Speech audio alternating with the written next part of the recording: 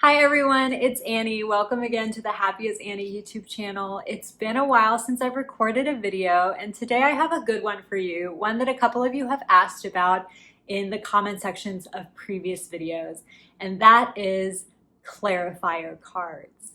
So what are clarifier cards? Why might you want to use them? Why I think as a rule you probably shouldn't really use them much. And as a bonus, at the end of this video, I will give you a few situations where I almost always will draw a clarifier card. So if you've been wondering about clarifier cards and how to use them in your tarot readings, keep watching. Welcome to the Happy as Annie YouTube channel. Let's talk about tarot. All right, clarifier cards. First of all, let's get straight on what they are. A clarifier card is an additional tarot card that you pull to get clarity or further information about the cards you've already pulled in a reading. So sometimes when you get a card that's kind of vague or ambiguous or seems not to directly answer the question you asked or doesn't seem to fit in with the rest of the spread, you want more information.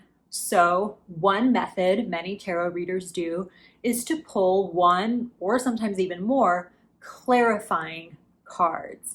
Those cards connect and build on whatever ambiguous or confusing card you want more information on. First, we'll go through a few common scenarios where people are tempted to pull clarifier cards. And I'll actually flip my camera to the tabletop so we can look at some examples together and see when a clarifier card might be helpful and when a clarifier card is probably not necessary and you should probably not pull one. Then I'll give you a few situations where I think a clarifier card is actually warranted. Now, first, sometimes, although we might not want to admit it, people draw clarifier cards not because they need clarity, but because they don't like the answer they got the first time. Here's an example of that. Here's a simple 3-card spread I might do when I'm deliberating making a specific decision. Let's say I'm thinking about putting an offer in on a house, or accepting a job offer, or accepting an offer to go on a date with someone who I think I might be interested in romantically. So the first card represents my current situation. The second card represents the energy coming into the situation. And the third card represents the potential outcome or result. So in this situation, maybe I'm feeling a little rigid, a little stuck in my ways, and I'm trying to break free of this kind of overly structured situation I'm in right now. Okay, so I'm considering this new thing, let's say accepting a new job offer or accepting a date from someone, right? And so what's the energy coming in? And the Knight of Swords is a really kind of impassioned, possibly rash actor. It makes me think I could be rushing into something. Now, the outcome card is the anxiety card, as I call it. The potential outcome of rushing into something just to break up the rigidity or over structure in my life might cause me anxiety. Maybe deep down, I'm not quite sure of it. I just want to do something, anything, right? Sometimes we just want to take action. We don't care what it is. And our intuition is telling us, you know what, slow down. This isn't exactly what you want to do. Now, if I was really excited about a new job offer, or if my ego was telling me, yes, I want to go out with this person, and I drew this card, my ego might be telling me, no, I don't like this card. Let me fix this reading by drawing a clarifier card. And so you draw a card and you say, in this case, oh, 10 of Wands reversed. Well, okay, see, well, 10 of Wands upright is bad too to me because that looks really heavy and burdensome and overwhelming, but it was reversed. So maybe this actually means freedom from burden. And this will actually be a really fun, lighthearted, freeing experience. But how is that connecting back to this? Basically, what a lot of people do, and I've done it before, I'm sure, especially when I was first starting out, and was still letting my ego kind of run things when I was just learning how to read.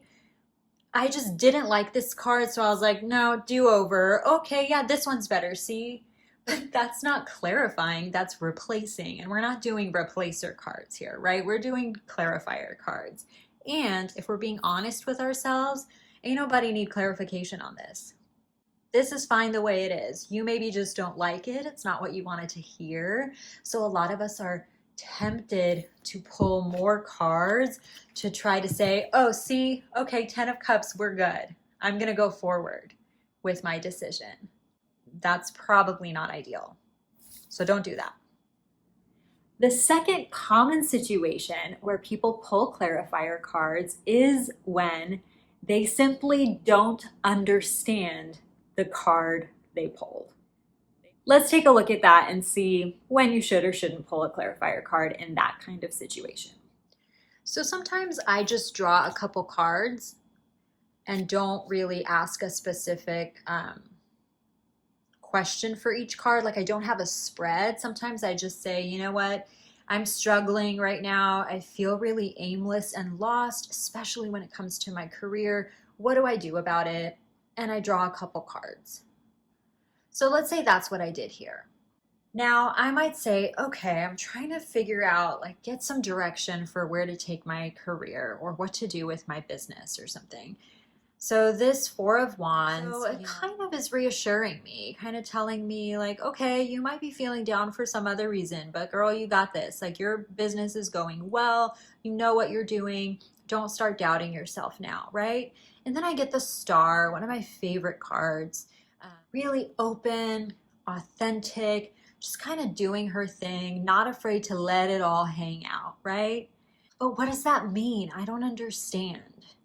And I just say, okay, well, let me pick another clarifier card. Okay, well, this is the Six of Cups. Okay, well, this is a nostalgic kind of happy memory card. The Six of, though, like, what do I do for my business? Let me pick another clarifier card. Oh, Ace of Pentacles. So there's a new opportunity. Still don't understand. And you can go on and on and on. And yeah, and then you get a card like the Moon. A lot of people don't like this card because it's a more mysterious card. I love it because I'm a Pisces and it's my card. But then you get a card like this and you're like, I've never understood this card. Let me keep going. And then you've like picked 8 cards and like God knows what the hell your question even was to begin with. Okay, don't do this. What my point is that often we don't give ourselves a chance to really sit with the cards. And this is extremely common for beginner tarot students or tarot readers because the cards are complicated. Some of the cards are really hard to understand. I mentioned the Moon as a common problem card I hear from people. For me personally, it's been the High Priestess. That card is just so like, what is this mysterious, really intelligent, intuitive woman? What do I do with that? Like all of us have it. The Hierophant is another card where like everyone has these few cards that you're like, I hate this one, I don't get it. But that is not an excuse to just pull clarifier cards. So you want to sit with the cards, study traditional tarot meanings, journal it out. You can do all sorts of things to understand the cards better and not unnecessarily draw tarot cards. And a third situation that comes to mind is not that you actually need clarification or that you don't understand the reading as is, but sometimes, if we're being honest, we are tempted to pull clarifier cards because we're simply not ready to receive the message the cards are giving us in the first place.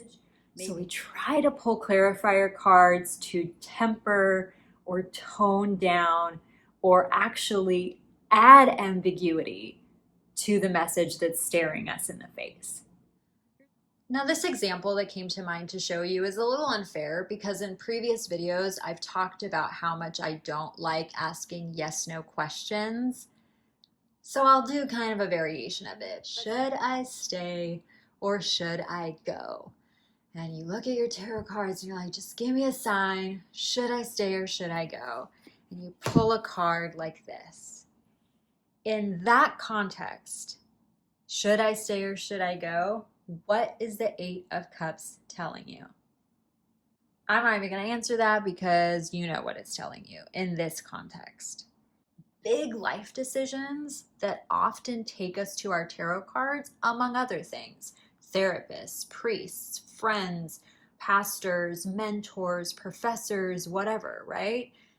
A lot of times we're not ready to hear a certain piece of advice.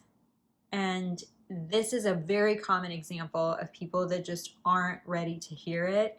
So they'll see something like this and they will convince themselves that they don't understand what is happening here.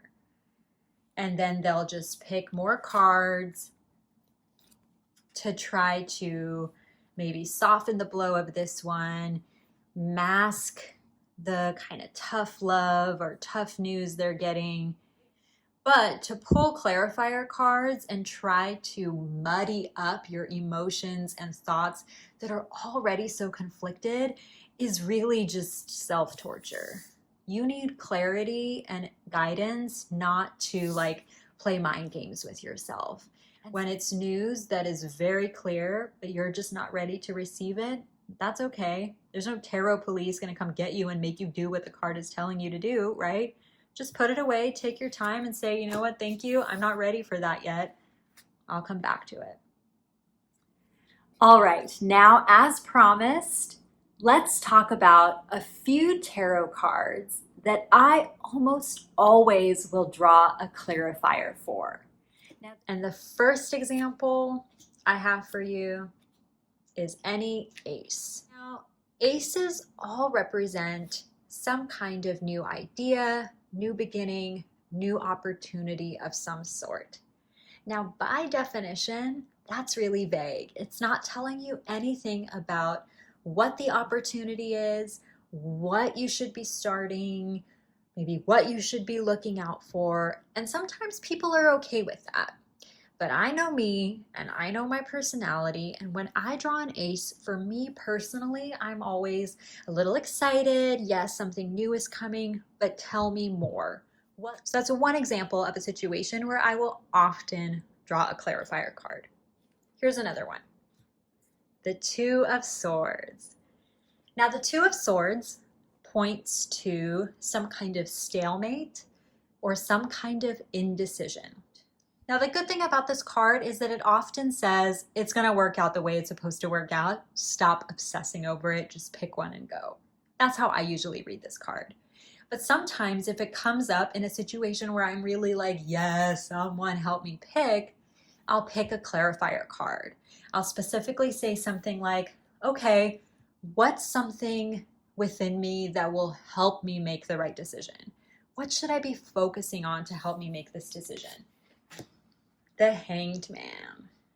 Now this is a card that for me is very ambiguous. In fact, I might even put this up there with the High Priestess as one of the ones that gave me a lot of trouble starting out. And I'll tell you why.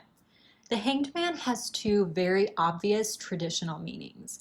One is hang out, be patient, don't do anything yet. You're going to be in a waiting pattern for a while. Another very common traditional universal definition for the Hanged Man is not wait and hang out. It's you need to flip your perspective upside down, look at something from a completely new way, and that is where you will gain your light bulb moment, your enlightenment. Now, those are two very different pieces of advice, right? One, pick a clarifier card specifically asking, okay, is the Hanged Man telling me to hang out, be patient, wait, not do anything? Or is it telling me to think outside the box, shift my perspective, something like that? Here's another really common one. And in fact, I got this advice from someone in a Facebook group once. She said anytime she pulls the Death card, she pulls a clarifier card because death is such a portal card, a transformation card, a transition card. So she just, as a rule now, picks a clarifier card to get some insight into what's on the other side of this transition. Because another kind of crowdsourced answer similar to that, someone told me on Instagram that as a rule, they now always pick a clarifier card after the tower. Similar to the death card, it's kind of like, well, what's on the other side of the tower? You know, when this all crumbles down, what is that making room for? It's kind of this reassuring, what's the next chapter card when you pick a clarifier card for the tower or the death card. Let me know if you have a go-to card where you always pick a clarifier card. I love to hear those because these two were not mine originally, but after people told me about it, I was kind of like, yeah, I get that. I can see myself pulling clarifier cards for these two. So let me know in what situations you find yourself picking clarifier cards often. Now, I mentioned quite a few times in this video that you probably don't need to pull that clarifier card as often as you think you do. So some of you might be wondering, okay, well, what do I do instead? Okay, Annie told me not to pull the clarifier card, but I'm still clearly confused. So what do I do to get a better reading? Now, I've included what to do instead of pulling a clarifier card in my blog post that goes with this video, and that's on my blog at happyasannie.com. So if you want to keep learning about clarifier cards and what to do instead, check out that blog post for more tips. I've included the link to that blog post in the description for this video. Thanks so much for watching. I hope that helps some of you. I know clarifier cards are a big question mark for a lot of tarot readers, so I'm really glad I finally got around to doing this video. If you liked it, definitely give it a thumbs up, and please make sure you hit that subscribe button so you're notified of future tarot videos coming your way. See you soon.